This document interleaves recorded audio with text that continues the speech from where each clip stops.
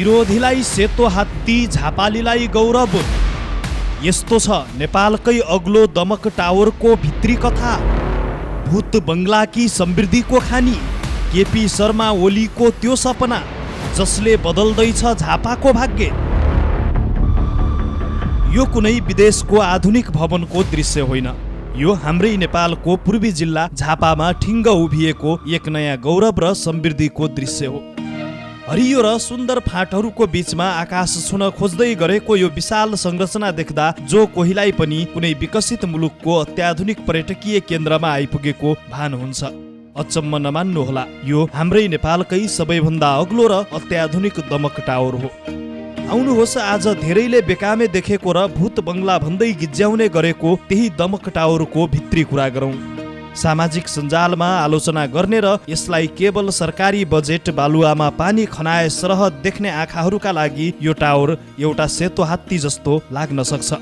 तर राजनीति र पूर्वाग्रहको चस्मा मनसाएर हेर्ने हो भने यो भूत बङ्गला होइन, बरु सही व्यवस्थापन र सञ्चालनको पर्खाइमा रहेको झापाकै भाग्य र भविष्य बदल्ने एउटा सुनौलो आर्थिक खानी हो। वास्तवमा यो विशाल आयोजना तत्कालीन प्रधानमन्त्री केपी शर्मा ओलीले देखेको एउटा ठूलो सपना हो र आज यो स्वरूपमा खडा हुनु पूर्ण रूपमा उनकै राजनीतिक देन र इच्छाशक्तिको उपज हो। झापा उनको आफ्नै गृह जिल्ला र निर्वाचन क्षेत्र समेत भएकाले यस क्षेत्रलाई आधुनिक सहर र पर्यटकीय केन्द्रका रूपमा विकास गर्ने दूरगामी सोचका साथ उनले नै यसको जग बसालेका थिए। ओलीले झापाको दमक नगरपालिका वडा नम्बर 3 मा यस दमक व्यापारिक कम्प्लेक्स अर्थात् दमक टावरको उद्घाटन गर्दा विश्वका धेरै विकसित मुलुकमा पनि आर्थिक स्रोत र पहिचानका लागि यस्ता अग्ला भवन बनेको उदाहरण दिँदै कम्प्लेक्स भएको क्षेत्रलाई आधुनिक सहर बनाउने घोषणा गरेका थिए। यस टावरले समग्र कोशी प्रदेशलाई घरेलु र विदेशी पर्यटकहरूका लागि प्रमुख पर्यटकीय गन्तव्यका रूपमा विकास गर्ने सङ्कल्प उनले बोकेका थिए। मुख्य बजार क्षेत्रबाट करिब 4 किलोमिटरको दूरीमा रहेको यो 18 तले कम्प्लेक्स कुल 1,63,54,46,000 रुपियाँको लागतमा निर्माण गरिएको हो।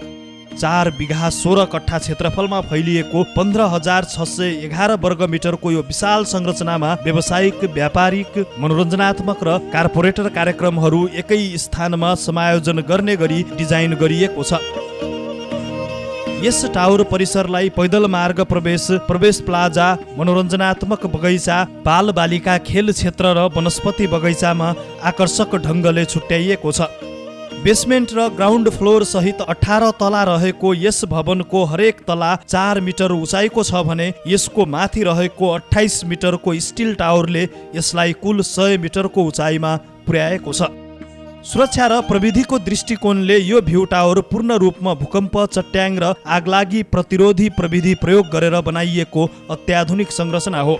भवनलाई चट्याङबाट जोगाउन लाइटिङ एरेस्टर र आगलागी नियन्त्रणका लागि आफै आगो लागेको थाहा पाएर पानी निभाउने स्वचालित स्प्रिङ्कल सिस्टम जडान गरिएको छ। साथै हरेक तलामा प्रशोधित पिउने पानी पुर्याउने प्रविधि छ भने शौचालयमा प्रयोग भइसकेको पानीलाई प्रशोधन गरेर बगैँचामा पुनः प्रयोग गर्न सकिने इको फ्रेन्डली प्रविधि समेत यहाँ रहेको छ।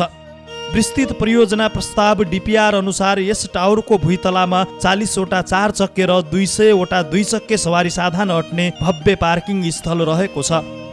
यसका सुरुवाती 4 वटा तल्लामा व्यापारिक पसलहरू, 5औं तलामा सेमिनार हल, 6औं देखि 9औं तलासम्म बैंक तथा वित्तीय संस्थाहरू र 10औं देखि 14औं तलासम्म कृषि तथा औद्योगिक सामानको प्रदर्शनी हल रहनेछन्। त्यस्तै 15औं र 16औं तलामा सुविधा सम्पन्न रेस्टुरेन्ट र लज बन्नेछन् भने 17औं र 18औं तलामा अत्याधुनिक दृश्यावलोकन उपकरण सहितको कक्ष रहनेछ, जसले झापा र वरपरको अर्थतन्त्रलाई चलायमान बनाउनेछ। गत वर्ष भदौमा भएको जेन्जी आन्दोलनका क्रममा आगजनी र तोडफोड हुँदा यो टावर क्षतिग्रस्त बन्न पुगेको थियो, जसका कारण यसलाई भूत बङ्गला भन्नेहरूलाई थप बल पुगेको थियो। तर निराशाका बादलहरू बिस्तारै हट्दैछन् र अहिले यो टावरलाई मर्मत सम्हारको काम तीव्र गतिमा भइरहेको छ।